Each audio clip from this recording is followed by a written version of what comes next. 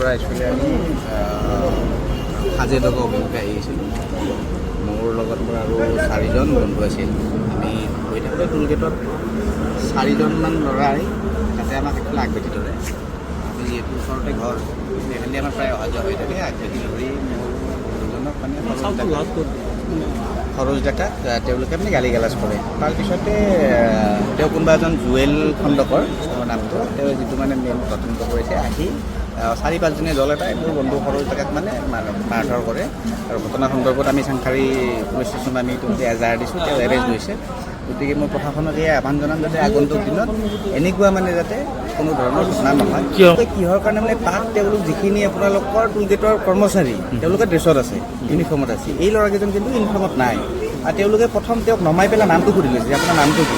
সৰোজ ডেকা বুলি কোৱাৰ লগে লগে মানে যিকেইজনে কাজিয়া কৰিছে, সৰোজ ডেকা বুলি কোৱাৰ লগে লগে মানে কি নাম তই ডেকা এনেকৈ কৈ পেলাই মানে নামি আহি গালি গালাজ কৰে। প্ৰথমতে এই ৰাহুল বৰা, আলম এনেকৈ পিলা বুলিও এটা আছে। তাৰপিছত সেনেকৈ আহি যেতিয়া লগত জুৱেল খণ্ডকৰক মাতি দিয়ে, তাৰপিছতে তেওঁক মানে মাৰধৰ। মই সেনেকৈ চিনি নাপাওঁ, মোৰ এইফালে অহা যোৱাহে হয়, মই সিমান নাজানো, তেওঁক চিনিও নাপাওঁ, আগতে মই দেখাও নাই। আৰু তেওঁ গোটেই যিখিনি ল'ৰা আছে তেওঁলোক আচলতে মোৰ সন্দেহ আছে তেওঁলোক আচলতে ইয়াৰ হয়নে নহয়, টোলগেটত কৰ্মৰত হয়নে নহয়, আচলতে মোৰ সন্দেহ আছে।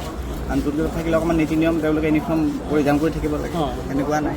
আৰু এটা মানে আমাৰ এনেকুৱা কথা যে তেওঁলোক যিহেতু পোচাকত নাই, তেওঁলোক ডকাইতেই নে তেওঁলোক টোলগেটৰ মানুহ, ৰাতি কোনোবা গৈ আছে ছোৱালী এজনী, তেওঁলোকেতো মানে মাৰপিট কৰিব পাৰে। আৰু তেতিয়া সৰোজ ডেকাৰ আচলতে সেই প্ৰায় তেওঁৰ যি 50জনীয়া টীমটো, জুৱেলৰ যিটো 50জনীয়া টীম, সেই টীমটোৱে তেওঁক মাৰধৰ কৰাৰ পিছতে তেওঁৰ পৰা সোণৰ চেইন আৰু মানে 50,000 টকা তেওঁৰ পৰা নাই, মানে চেইনডালো নাই, 50,000 টকা কাঢ়ি লৈ তেনেকুৱাই।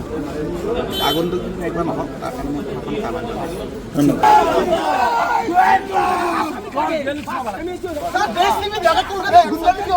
জয় শ্ৰীৰাম।